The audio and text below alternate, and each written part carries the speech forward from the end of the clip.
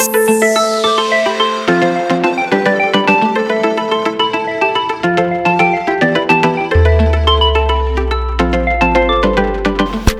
Bandeko Balandi. Hello, how are you? I know that you are home. Nebiki bozana bandako bozolanda oyabino professeur Platini Bihata Mayamba lelo tozana sujet sika. Mais avant to kena sujet na biso to ça la révision ya o total qui séance passée na chaîne na biso Club ça pour English TV. Alors Toloba ki boy. Soki olingi okutana mutu pour la première fois na école, na train, partout bozali. Banda ko pesa ye mbote olobi kombo na yo et ko motiver pe aloba oyaye ende oloba it's nice to meet you. Ye pa oloba nice to meet you too. OK. Alors, pour lelo titre na biso leçon zali talking about names. Na banza bolandi talking about names. Moi liboso zali talking. Tala monoko na ngai talking. Nazo prononcer le te omoni oyo. Je ne prononce pas ça. Talking about names. Répétez. Talking about names. OK, tokolo bela ba combo. Généralement biso on a payé na biso tozana ba combo misatu. Alors, naba kombo tozana ngo wana tozana to bengi nom, poste, nom, prénom, yango to otanga en anglais. Alors, première question na biso, dialogue na biso kozana entre A na B. A akotuna B ba question sur concernant les noms et bon B à répondre. A akotuna par exemple what's your name?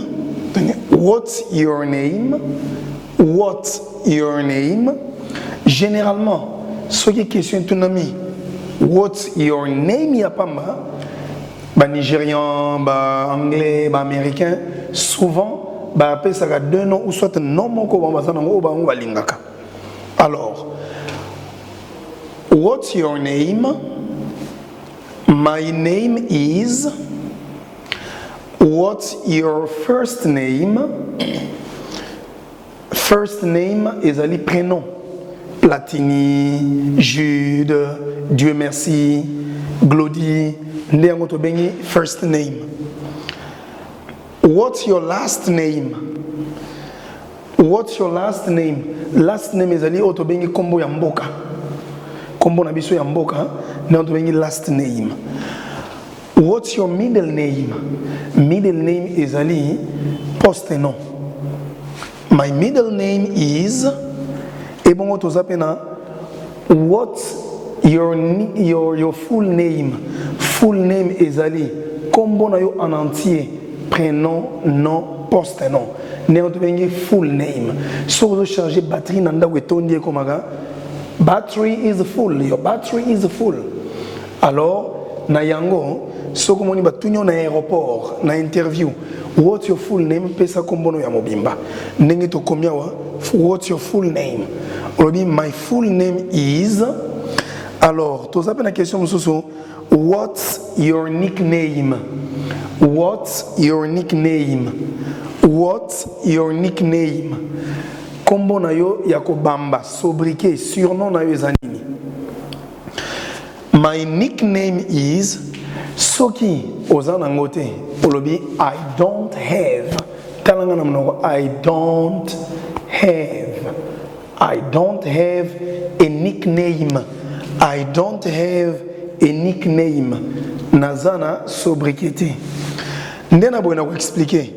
Nickname ezali kombo babaki selio to kombo na bakati. Ngai naza Platini, on peut m'appeler Plata. Plata is a nickname nangai. Na États-Unis, Susan, babengaka Sue. Patrick, babengaka Pat. Catherine, babengaka Kathy. Bazokata mukie na katikati. Ou soit bapesio kombo moko ya obeta kabale malamu, you play soccer, obeta kabale ballon kitoko, bapesio kombo ya Messi. wana kombo Messi ezali nickname na yo. Alors sikoyo bokotala ndenge ni a akosolola na ngai nga naza b na obanda kopesa ba réponse nanga oyo eza a azoloba. OK, bolandi a lobi what's your name, nga na répondre my name is Platini Bihata. Bozomona a la façon dont on a la question.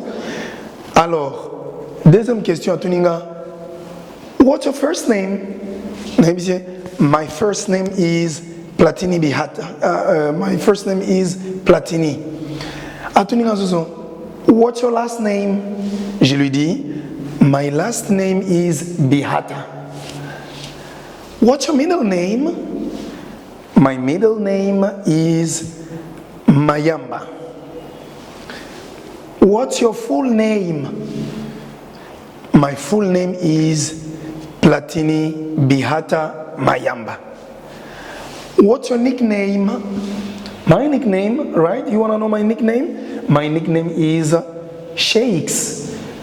Baninga nga babenganga Shakes pona Shakespeare azalaki une influence sur la langue anglaise asala ba sonnet ba Hamlet. My nickname is Shakes or my nickname is Plata. Sikoyo nazo tuna yo place vandi wana zwa stylo comment ba question o banda ko répondre ngai na bandi ko tuna yo sikoyo what's your name.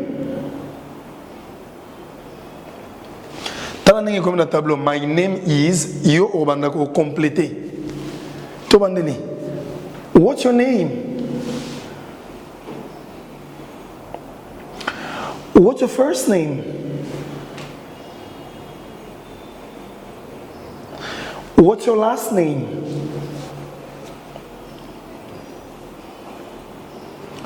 what's your middle name, what's your nickname,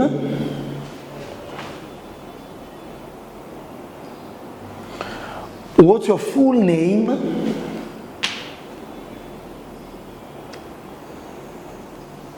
OK. Siko yo banda pe ko tuna nga ba question nga ndo répondre. Toke tuna nga question. My name is Platini Bihata.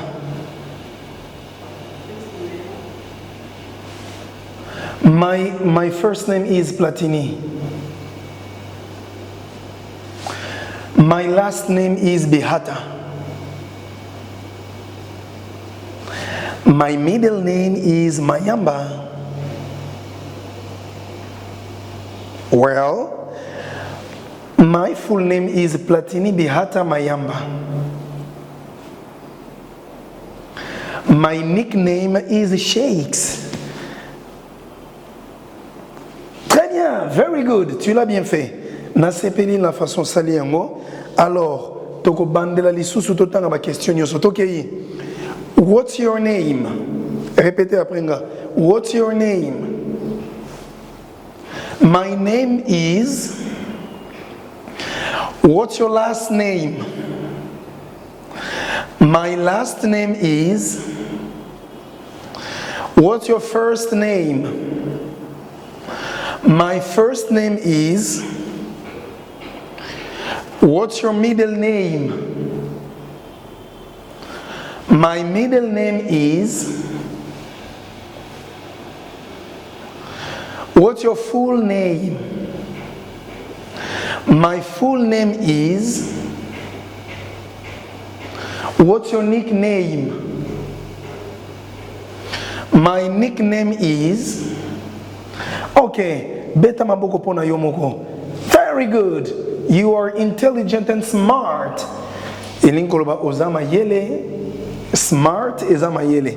Alors, wana ba internaute na biso to comme na suka émission na biso. Oyo ezalaki ya bino professeur Platini na lakisi bino nini batuna ba kombo en anglais non na yo poste non na yo prénom na yo. Alors, soki difficulté ezali to bosenga ezali numéro na biso s'afficher na écran na adresse email comme la biso poto ko améliorer to bongisa to bagiselo rozana ngo posa na ba prochain numéro na biso. Alors, au continuer souscrivez à la chaîne Oyo P aimer. Alors na yango bon c'est la prochaine édition na biso lobby to komona likambo mosusu po o bakisa toujours connaissance en anglais. Goodbye, have a nice day.